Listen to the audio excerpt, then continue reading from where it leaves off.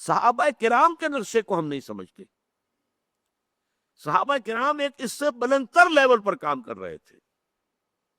نظام باطل کو ختم کرنا.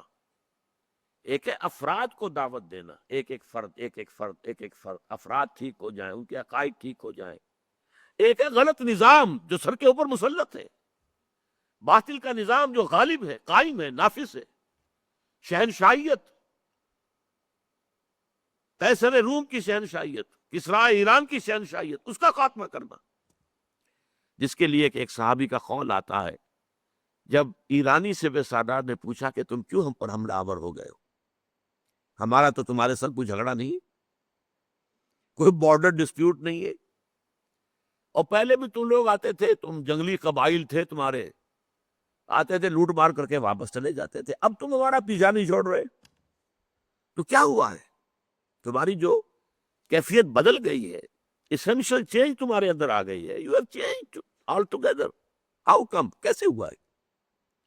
اس پر جواب دیا گیا، انا قد ارسلنا.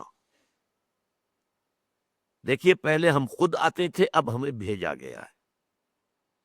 اللہ نے بھیجا محمد کو صلی اللہ علیہ وسلم، محمد نے بھیجا ہمیں صلی اللہ علیہ وسلم. فدا و آباؤنا و امہاتنا. انا قد ارسلنا لنخرج الناس من ظلمات الجہالت الى نور الایمان. تاکہ ہم لوگوں کو نکالیں جہالت اور جاہلیت اور کفر اور شرک اور الحاد کے اندھیروں سے ایمان کی روشنی کی طرف. وَمِن جَوْرِ الْمُلُوكِ إِلَىٰ عَدْلِ الْإِسْلَام. بادشاہوں کے ظلم و ستم کے پنجوں سے نجات دلا کر اسلام کے نظام عدل سے روشناس کرے. یہ ہے ہمارا مشن.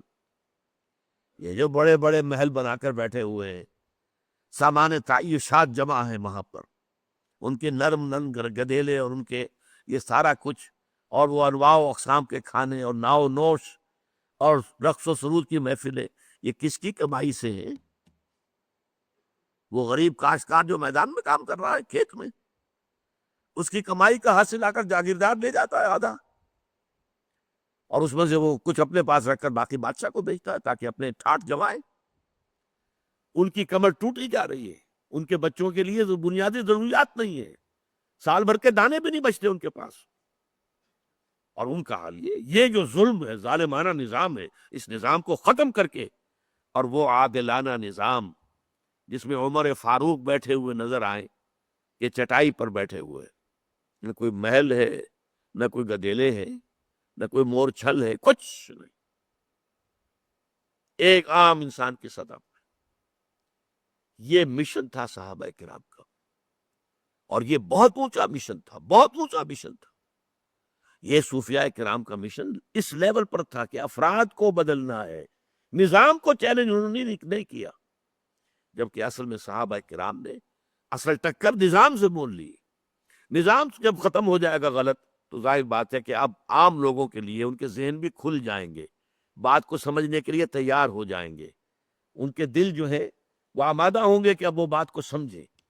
یہ ہے اصل میں اولیاء اللہ جو ہمارے ہاں ہمارا ایک تصور ہے صوفیاء کرام کے بارے میں، اور صحابہ کرام کا جو رول تھا، یہ دونوں اپنی جگہ پر نہایت ہی مستحسن رول ہے، دونوں کردار بہت عمدہ ہے. لیکن یہ کہ ان میں سے ظاہر بات ہے کہ فضیلت جو ہے وہ صحابہ کرام کے رول کو ہے کہ انہوں نے نظام جو ہے، نظام باطل ظالمانہ نظام کو شیٹر کر کے رکھ دیا.